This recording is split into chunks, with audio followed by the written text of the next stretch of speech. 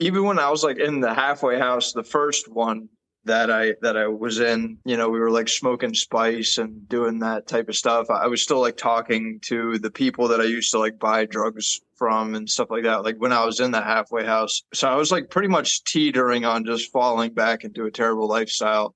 And ultimately, what ended up saving me was completely changing who I surrounded myself with.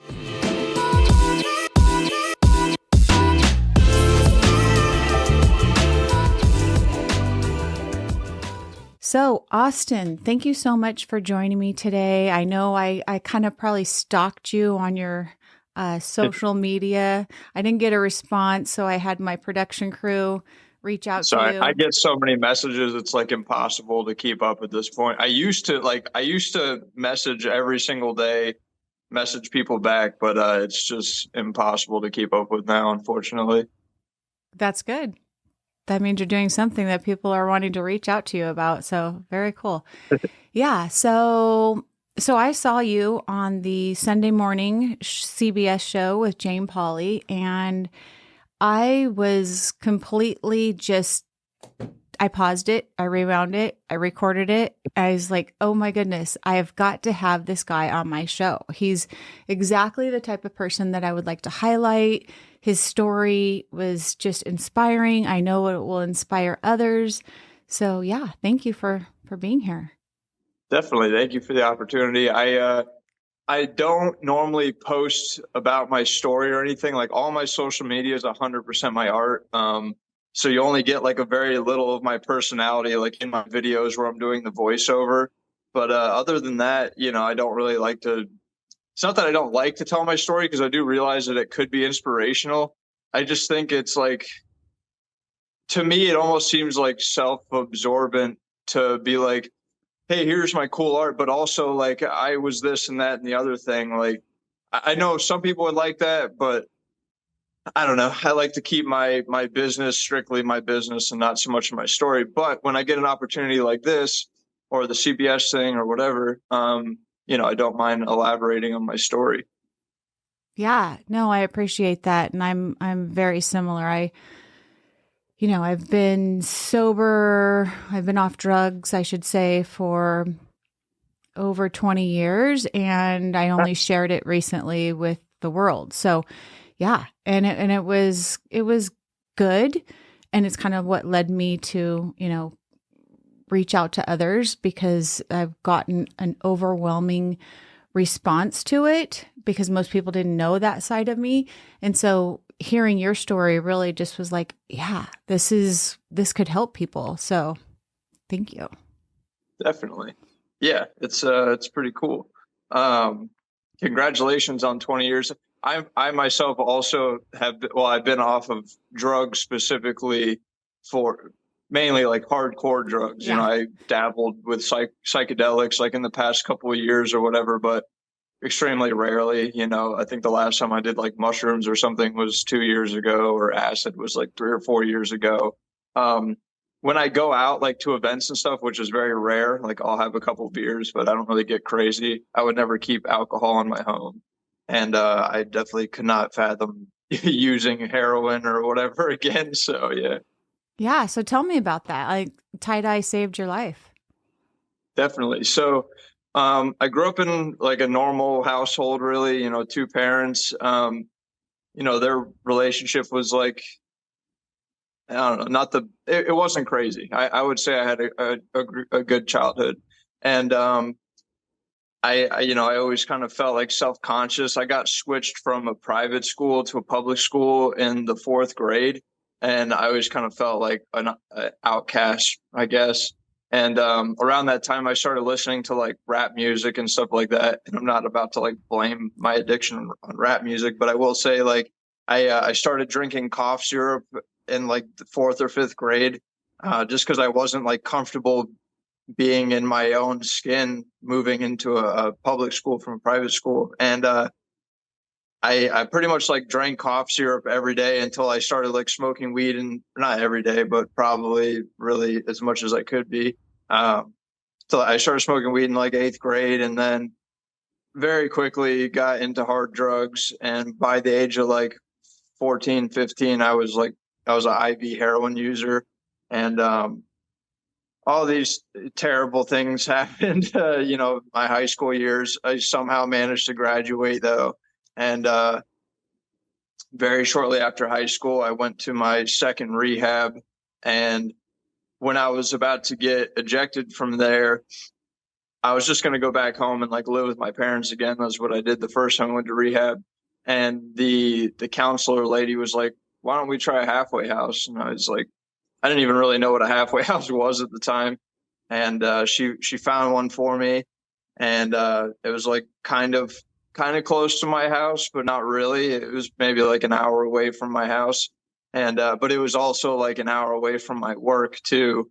So I moved into this new halfway house in 2015, I think maybe in February or April, possibly. And I was living with like a bunch of convicts at the time, like pretty much just people out of jail who were like court ordered to be there. So like maybe one other guy was from rehab, maybe, I don't know. But yeah, they were all like still wanting to do drugs, and it was a pretty bad environment. And the owner of the halfway house called me up after a couple months of me living there, and he was like, "Hey, I got a new place. It's kind of closer to your work and blah blah blah." So I packed up all my stuff and moved there. And it just so happened that it was like a house filled with people all my age who were all out of rehab and trying to get sober. And I really think that, along with the tie dyes, inevitably what ended up saving my life. And yeah, so I had one roommate out of the seven. It was like seven of us packed into a 3-bedroom house. And one day, my roommate Pat brought home a tie dye kit, and I had always, not always, but when I was a kid, I was really big into skateboarding. I used to make my own clothes and stuff like that, whether it was like spray paint or tie dye or whatever. Nothing. It was nothing that I ever really got into big time. I just kind of did it here and there. Um, but yeah, naturally, having had that in my background, I was like, oh man, I'd love to tie dye a shirt. I haven't done that since I was like, 12 or whatever. And he let me do it, and just something in my brain clicked. I was immediately like hooked on it. I wanted to keep doing it all the time. Um, at the time, I was working as an electrician, making like $350 a week. The rent at the halfway house is 125 a week, and I would make sure that I had gas in my car, that I was fed, and had cigarettes.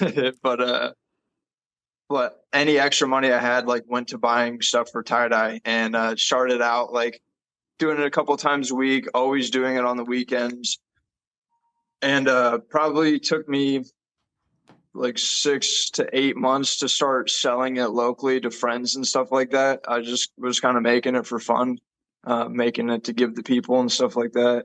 And, uh, I really didn't think I was going to be doing it for a living. It was just something I really liked to do. I ended up moving out of the halfway house, kept doing it. The next place was like an apartment, and I had, I don't know, a 4x8 area in the kitchen that wasn't carpeted. So I did everything like on the floor there, would plastic wrap it off or like dye over the sink or whatever. And yeah, like no matter what, I always kept tie dyeing. And it probably wasn't until the following year, so 3 years in, I kind of get this idea that like maybe this could be something that I do with my future. But that idea came from I started vending at like local events and at festivals in different places in Florida, and I did a couple of them. A couple of them I made like a decent amount of money on, and I started thinking like, oh, I could just maybe buy an RV or something and do this in an RV and travel around festivals and blah blah blah.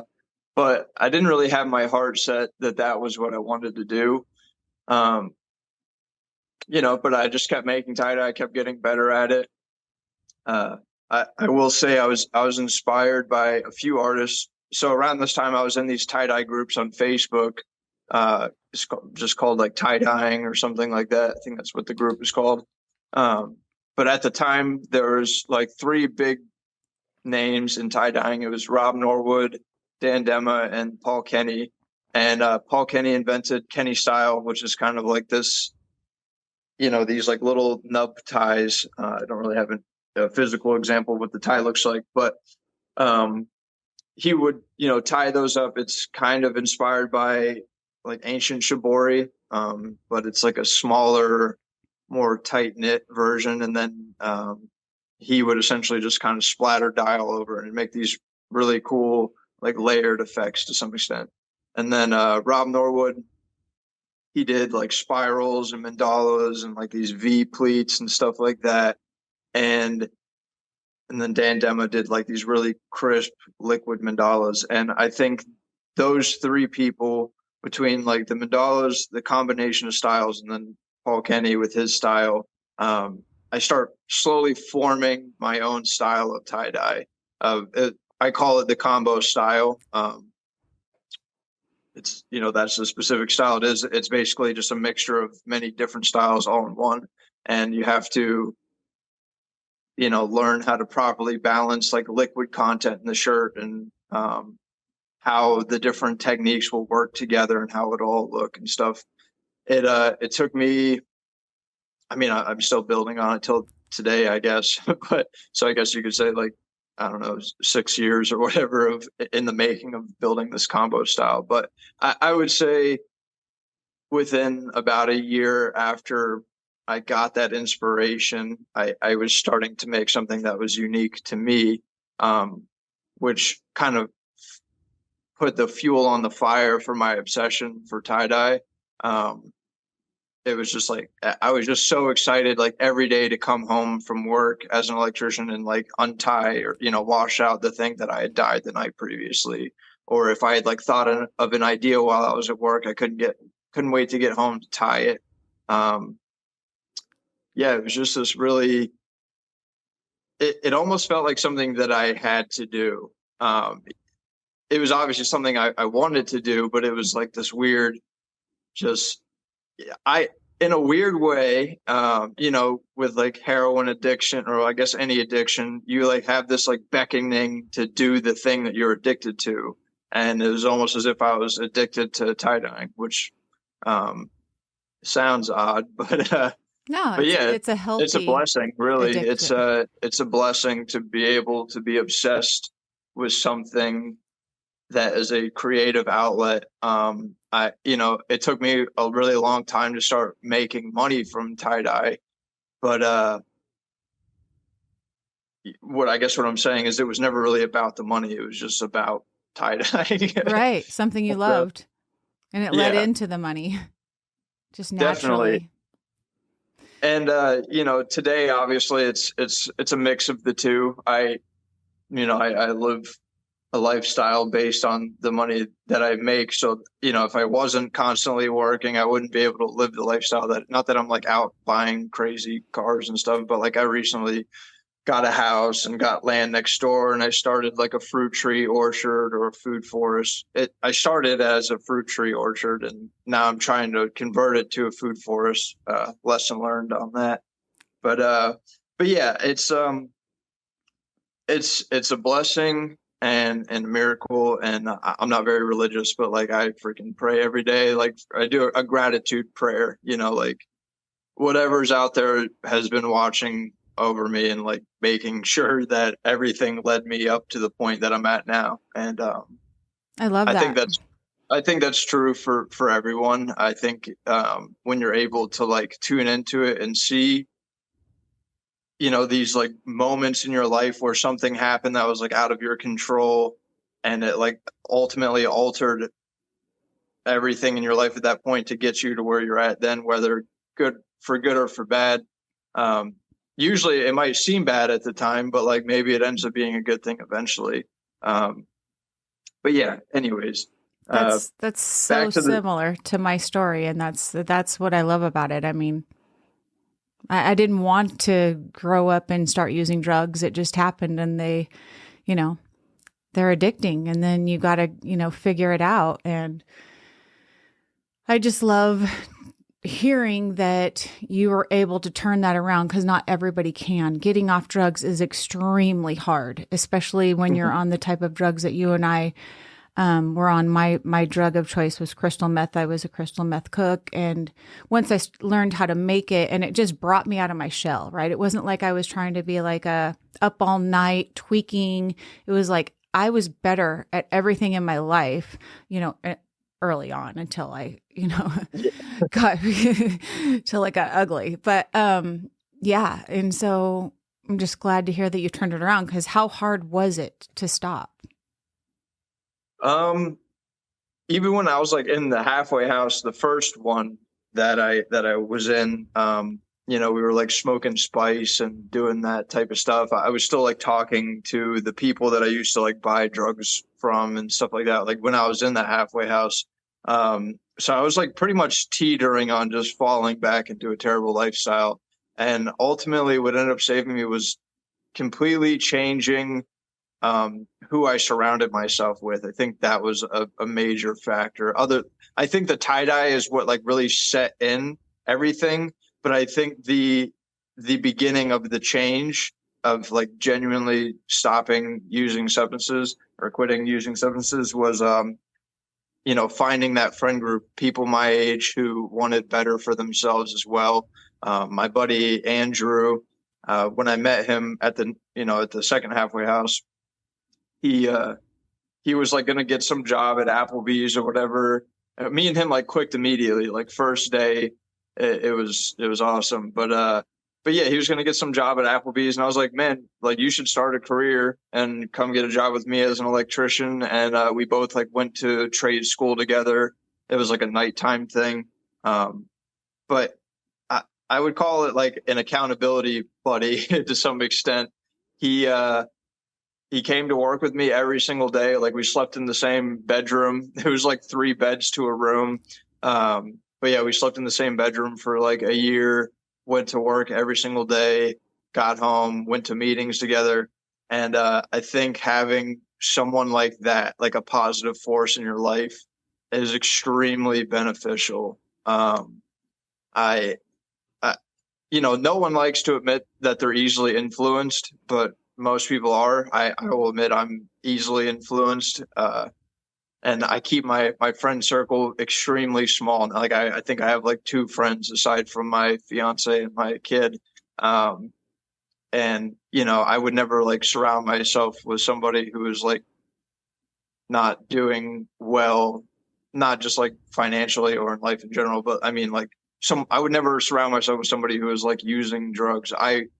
If it was somebody that I cared about, I would say like, hey man, like here's maybe some steps you could do to help yourself. But I would never like actively try to hang out with them just because I know that it could potentially hurt me. And I think that people get stuck in these scenarios where they think they're trying to like help somebody, but the thing is with addiction, oftentimes when you try to help them, you end up enabling them, and they end up feeding off of you. You end up giving too much to them, and us addicts will just like take and take and take, and because you got to get high. It's you don't mean to hurt people around you, but that's what happens.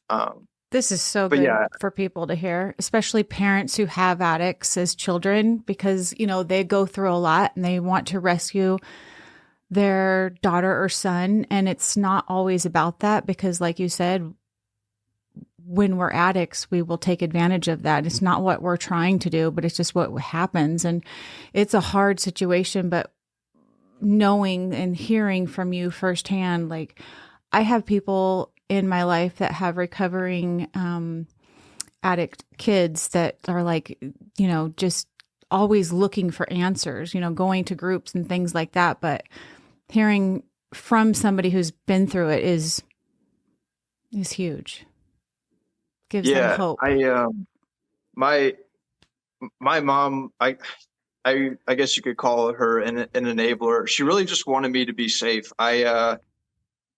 There's like a lot of nights I'm ashamed of, obviously, but there's like a nights where I would be like nodded off in my room with like a belt around my arm and like syringe and stuff. And she would like come upstairs and like obviously throw the stuff away, but like she wasn't kicking me out of the house for it. And in a way that's enabling, but also she was the one who inevitably was like, hey, you need to go to rehab again. Or you know, she knew when to not intervene and she knew when to intervene. And I think obviously you don't want to be giving your drug addicted friend or child money.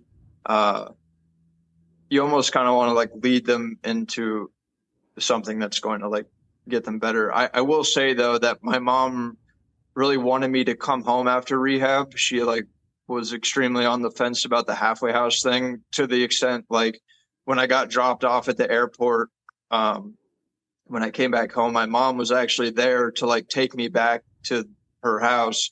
And at the same time, the people from the halfway house were there to pick me up. And it was like a movie scene. It was so dramatic. I felt obviously feel bad about it. But like my mom's crying, like, what are you doing? Where are you taking my son? And Oh, wow. you know, I laugh, but it's like extreme. I laugh because it's uncomfortable. But I was like, Mom, I think this is what's going to be best for me. I think that I shouldn't be at home. And honestly, it saved my life. I think had I gone back home, I would have just fell right back. I mean, even having moved into that first halfway house, I was already falling back into addiction, like very, I guess, quickly in the grand scheme of things. You know, it's so important to find. It doesn't even have to be people your age. You just really need positive people. And a lot of people don't want to go to AA meetings and NA meetings. Personally, like where I live, NA, Narcotics Anonymous, it's almost kind of like high school. It's very cliquey. And, there's like a lot of dudes who are like on roids and, it's not that great. So what I found that I liked AA better because AA had, it's all the same principles really, but AA was like older folks, people in their like 60s and stuff like that, like war vets and all stuff. And it was never cliquey. It was very like a love blanket. You were always accepted and people were always willing to hear your story and stuff like that. And so yeah, even if you're struggling with addiction and you move into a halfway house and say you get all a bunch of freaking crab apples or whatever, it's just a bunch of people who aren't trying to do better for themselves. Keep going to those meetings, maybe even try to find a different halfway house. Try, I don't know, now we have the internet. Like I had social media back then, but like in 2015, I don't know, I wasn't very active on there. I didn't have friends on there. And also I guess it's like it's probably weird to like, it's probably awkward to reach out to sobriety groups and stuff on Facebook or Reddit or whatever. And Yeah. I think having like a one-on-one bond with somebody that you can make a friend with who's going to be positive is probably the most helpful. And yeah, I mean, like I said with the tie dye, Yeah, I let's go just got back to lucky. that now. I love your story. And so let's switch gears a little bit and tell me about your tie-dye. So you started it and 3 years later it started you realize this could actually become a business. What does it look like Right. now? So I'll backtrack a little bit from that. So 3 years I began to start thinking that it could be something, and then it wasn't until maybe a year or two later where I was starting to match my paychecks as an electrician with the amount of money that I'd make on a weekly basis from tie-dye. And what I can contribute to that was consistency and obviously like the passion and constantly wanting to like grow my art rather than making the same designs over and over again. So yeah, I would do what I call, what a bunch of people call a drop, like a weekly drop. I would make stuff all week long, and then on Sunday nights I'd post everything, to a website or whatever, and people would buy it. And I think maybe 2018, 2020 or something like that, or no, I'm sorry, 2018 or 2019. That was around the time I moved back into my mom's house and I quit my job as an electrician. I had finished trade school. And yeah, I just started doing it full time. When I first quit my job, I would wake up at like 6 in the morning and I would literally tie dye all day long until, whether it was tying or dyeing, until like 10:30 at night. And I did that every day, Sunday through Sunday. I had the drops every Sunday night. And then somewhere about like a year or two ago, my buddy Justin Biffer. He was kind of like a new tie-dyer on the scene, and he started doing like auctions for his pieces, and he was making really cool, unique stuff. And his auctions were getting like a crazy amount of money. And I was like, dang, I should try auctions. I had tried auctions here and there, but the Sunday night drops was always like my bread and butter. So I do a couple auctions, and people are starting to pay like more and more money. And I was like, wow, for the longest time, I've had these ideas in the back of my head that I could do, but they would be too time consuming for me just to like make on for the drop. Like if I were to make a shirt that took me 25 hours of hands-on work to do over the course of like 2 or 3 days, that's going to take away from how many shirts I can produce on my drop. And then even if I were to get, I don't know, $500 or whatever for it, I would have been better off. I would have been better off just making more simpler designs, and having like 10 shirts on the drop instead of 5 or whatever. Like a Just quantity example, over quality. right. Like one So one the really auctions really, expensive or 15 middle of the road shirts for the time. exactly, yeah. So the auctions really allowed me to be able to start putting time and creativity and meaning into tie-dye and like really make genuine art with it. Um, I almost feel like that seems like conceited or egotistical or whatever, but I can definitely say that like a lot of the stuff that I make, I would consider to be like art. I It consider it art. it carries meaning. Some people would say like, oh, everything you make is art or whatever, but typically somebody who like paints a painting won't paint that painting like 1,000 times. And some of my more like production type designs I've been doing for years now, and I have like a set of color schemes that I do. But with social media and stuff, there's constantly people who are new people who want to support your art and stuff like that. So I keep making those production pieces, but the auctions allow me to like make art, and in return that helps build my social media and stuff even more. I really only make video content of the pieces that take me like 15 to 30 hours to do. It'd be, I wouldn't say like silly or dumb, but I guess I would say it'd be silly for me to make a video for a thing that took me like 4 hours or whatever. Right. Though I'm sure some people would like to see it, but well, you've yeah, become an artist in this field. There's no doubt. I mean, I look at your work and I'm like, how in the world? But I've watched enough of your videos on YouTube. I know how, I'm like, I've seen it visually, but still, it's just incredible. And I told somebody today that I was having you on my show, and I kind of mentioned like what you get for your shirts at one of these auctions, and they were just blown away. They're like, that's crazy. People will pay anything. Those are rich people. I said, people buy art. That's what this is. It's art. And he's put so many hours into it. He is now officially an artist. Yeah, definitely. I've certainly put in my 10,000 hours for sure. Probably well above that at this point.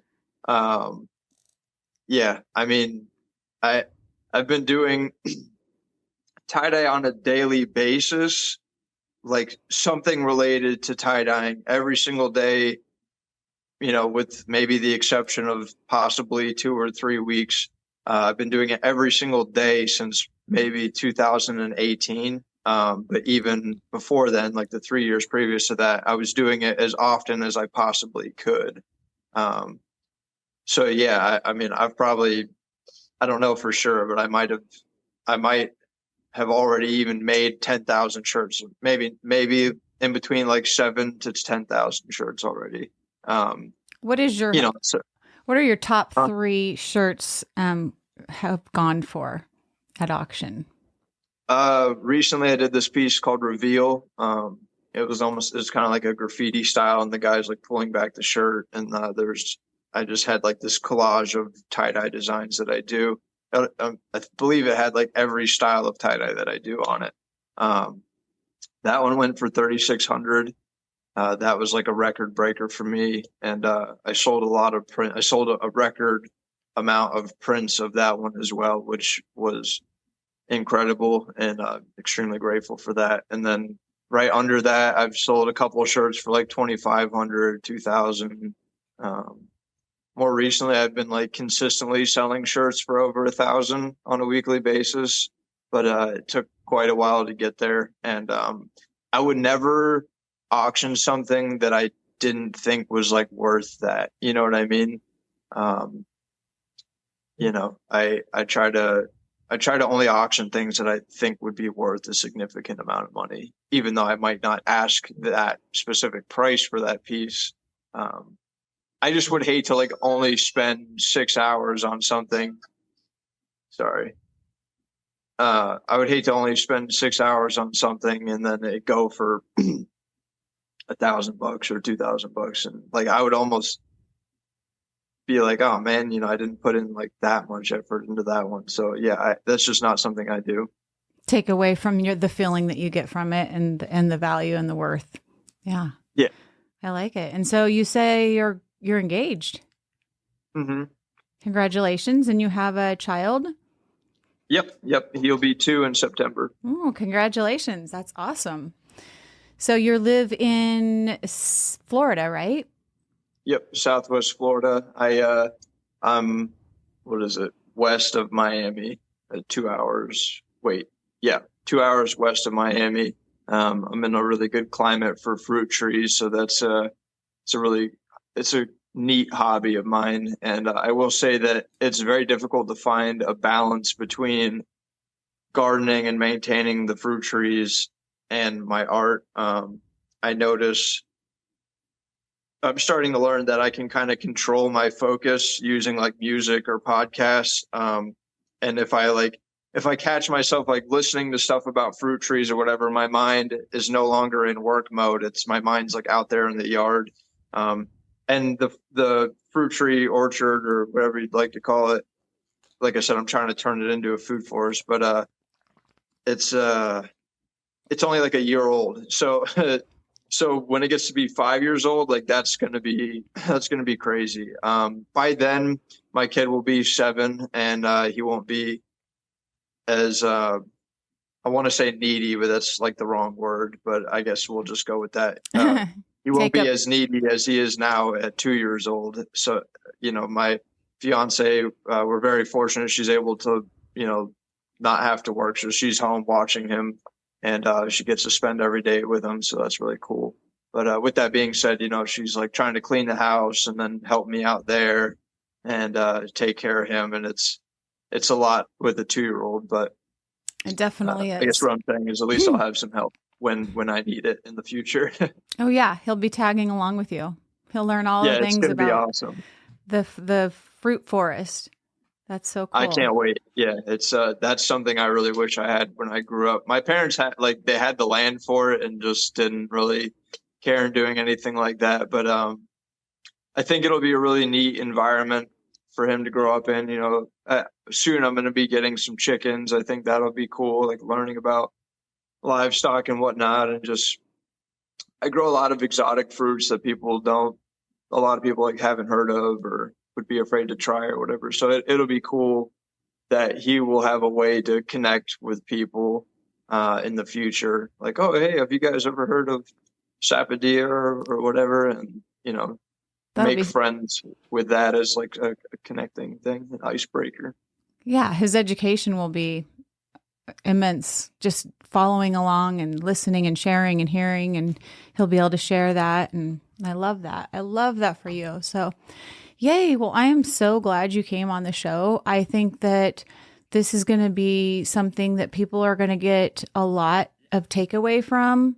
Especially people that are struggling with addiction, parents that are struggling with kids that have addiction. It's so hard to support your kids and, know if you're doing the right thing or not. And yeah, and I'm excited to hear and see where your fruit forest goes. Yeah.